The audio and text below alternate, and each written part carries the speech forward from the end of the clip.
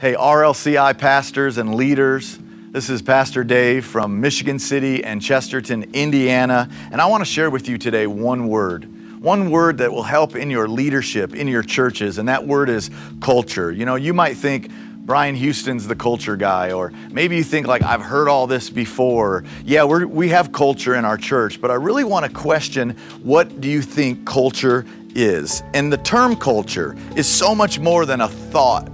It's actually a lifestyle. Culture is a lifestyle, the way we do things. You know, I've seen in the past 20 years of ministry, a lot of leaders focusing on strategy. What's the strategy? What's the next latest, greatest thing? What is coming out that will help me grow my church or help me have an impact in the church? But when I look 5 or 10 years down the road, sometimes that has fizzled out and they haven't really stayed on that wave that they wanted to ride. And lots of people might have come in and there's new faces, new people, new things, but the consistency of that culture, the results that last, where are the fruit of the lasting that came in? And all of that is defined by culture. You see, culture trumps strategy. Every single day, culture trumps strategy. If you have a great strategy, but the culture is off, then the fruit is gonna be off. The fruit of the ministry, because culture matters. Culture is made up of two things. Number one, what you create, and number two, what you allow.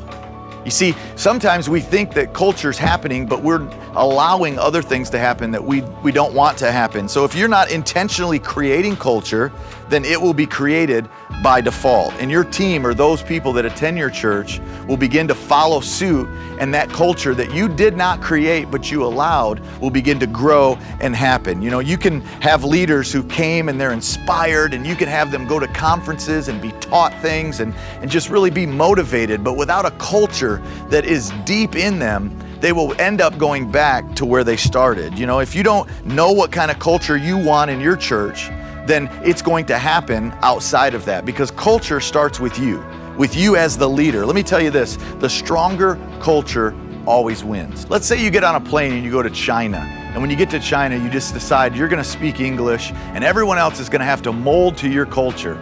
You're gonna have a hard time because the whole country is not going to bend to your culture. And if you don't bend to their culture, eventually you're gonna be miserable and lonely because you're just wandering around unrelated because you don't know the culture. See, culture trumps strategy.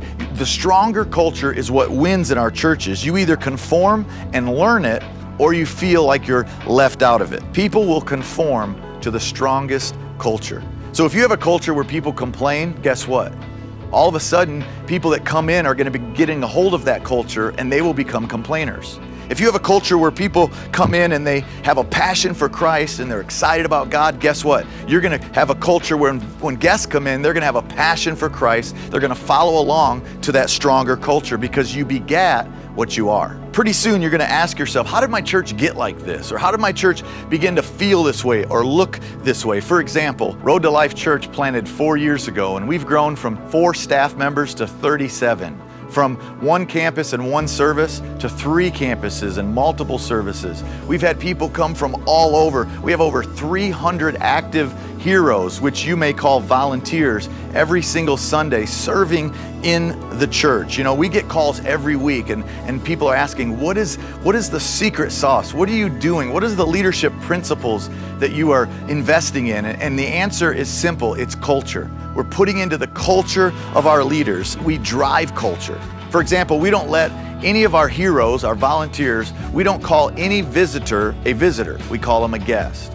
Because a guest speaks that we have invited you in, and just changing the language, that's part of our culture, creates this environment where you are invited, that this is your house, we've brought you in, have your way. But a visitor, you're coming in and inconveniencing us. And so that's part of our culture. That's how we've changed it. Every person who walks in the door of Road to Life Church is a guest. Another example is we do not let any of our heroes or our volunteers or our staff say, we need you. Like we need you in Baby Boulevard, in the nursery, because people don't respond to need, they respond to vision.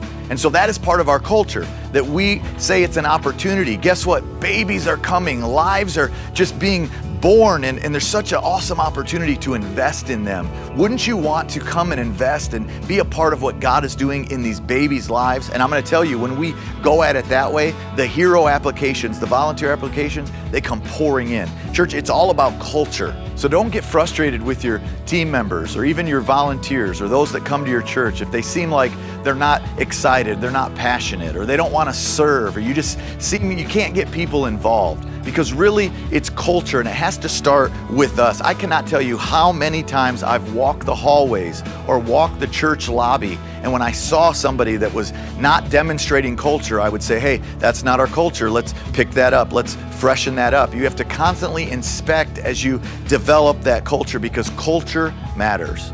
And leaders, you create it.